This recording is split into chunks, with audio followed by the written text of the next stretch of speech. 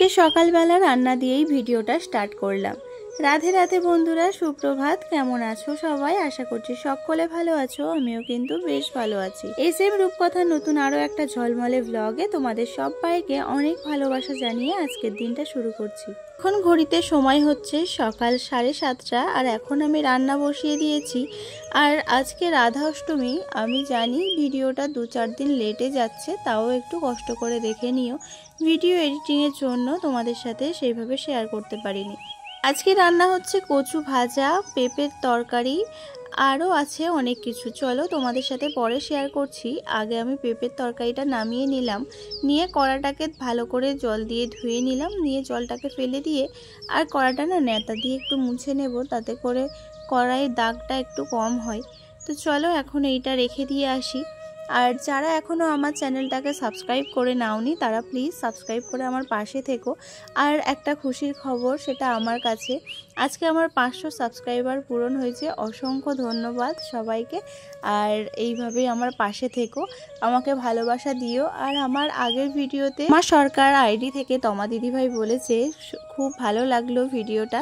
হ্যাঁ গো, বাচ্চাদের নিয়ে কাজ করতে খুব কষ্ট হয়। যদি আজকে এই ভিডিওটা দেখে থাকো তোমাকে বলছি অসংখ্য ধন্যবাদ আমার পাশে থাকার জন্য।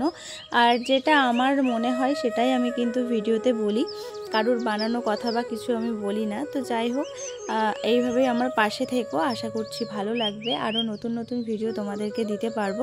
আর আমি অবশ্যই তোমার পরিবারে গিয়ে তোমাকেও একটা কমেন্ট করে আসবো আর তোমার ভিডিওগুলোও দেখে আসবো।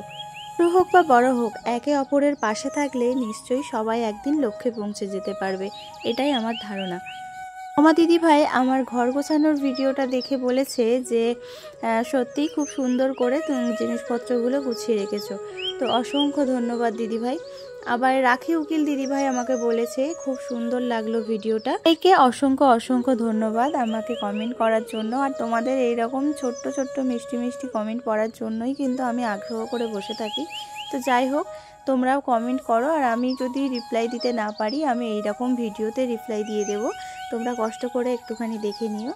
আমার যেহেতু ছোট্ট পরিবার, তাই আমি আশা করছি সবাই আমার পাশে থাকবে আর আমিও সবাইয়ের পাশে থাকব। বন্ধুত্বের হাত বাড়িয়ে দিলে জানি কখনো নিরাশ করা হয় না। তো আমার পরিবারে যারা এসছে তারা কখনোই নিরাশ হবে না। আমি কিন্তু রান্না বান্না সব কিছু সেরে নিয়েছি। আর এদিকে একই উনানে আমাকে পুজোর খাবার জোগাড়ও করতে হবে, ওই জন্য আমি কিন্তু উনানের গরম গরম ছাইও তুলে নিচ্ছি। কারণ গ্যাস ফুরিয়ে গেছে, আর গ্যাস ফুরিয়ে যাওয়াতে না অনেকটাই অসুবিধা হচ্ছে গো। যেরকম কাঠ পাতাগুলোর সাথে সাথে ভাব আছে, তেমন চাটা খেতেও ভীষণ অসুবিধা হচ্ছে। এই কড়াই করে চা করে খাওয়ার মানে কি বলবো, একটা অস্বস্তিকর ব্যাপার মনে হচ্ছে। যাই হোক, আমি উনান টুনান গোবর দিয়ে নিয়েছি। আর এর মধ্যে দেখো বৃষ্টিও শুরু হয়ে গেছিলো, তাই জামা কাপড়গুলো তুলে নিয়ে এসে আর এই যে সবাইয়ের জন্য ভাত বেড়ে নিয়েছি। আর তারপর অনেকটা সময় তোমাদের সাথে কিছু শেয়ার করতে পারিনি। আসলে বিকেলবেলা আমি ভিডিও এডিটিং করি, করে পোস্ট করে তারপরে হচ্ছে বাকি কাজ করি। কেনা প্রচুর কাজ ছিল, যেমন সকালের থেকে কাজ ছিল সেই রকম এই যে সন্ধেবেলায়ও কাজ আছে। আর আজকে অনেকটাই সন্ধে হয়ে গেছে ঠাকুর ঘরে যেতে। ঠাকুর ঘরে গিয়ে সন্ধে টন্ধে দিয়ে এসছি। আর ঠাকুরের জন্য একটু তালের মিষ্টান্ন বানিয়েছিলাম, তো সেটা বানানো হয়ে গেছে। আর তারপরে ওই যে তাল ছানছিলাম দেখলে, তখন একটু বড়া বানিয়ে নিয়ে আর চলে এসেছিলাম ঠাকুর ঘরে। তো এসে এই যে আমার যেহেতু ঠাকুর ঘরে মাটির পিকচার আছে, মানে মাটির মূর্তি আছে, ওই জন্য ওই মূর্তিটাকে তো আর স্নান করানো যায় না, তাই এই ছবিটাকে নিয়ে এই যে একটু ঘি, তারপরে দই, মধু এইসব দিয়ে, গঙ্গা জল দিয়ে আর দুধ দিয়ে স্নান করিয়ে দিয়েছি। আর যেমন পারি সেইভাবেই আমি পুজো করলাম। আর ঠাকুরের মূর্তিটা থাকে সিংহাসনের উপরে, তো আজকে এইরকম একটা আসন পেতে আর এই যে ভোগ নিবেদন করলাম। আজকে বেশি কিছু দিতে পারিনি, সময়ের যেরকম অভাব ছিল সেরকম আজকে না অয়নের জ্বরও এসছে জানো তো। তো সব কিছু কাটিয়ে না আর একা একা অত কিছু বানিয়ে উঠতে পারিনি, তাই জন্য এই যে তালের বড়া বানিয়েছি আর তালের একটু মিষ্টান্ন করেছি আর একটু নৈবেদ্য। এটা না করলে তো পুজো অসম্পূর্ণ থেকে যায়, তো ওটাই করলাম। যাই হোক, তোমাদের কেমন লাগলো আর তোমরা কী কী করেছো সেটাও আমাকে একটুখানি বলো।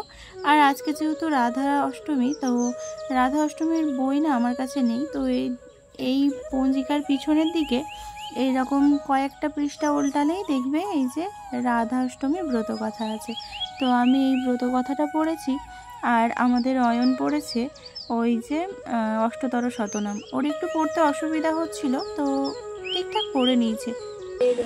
দরিদ্র সকল বৃন্দাবন চন্দ্র নাম রাখে বৃন্দাদূতা, গির্জা রাখিল নাম যমুনার পতি, বাণীপতি নাম রাখে বরুণ বৃহস্পতি, লক্ষ্মীপতি নাম রাখে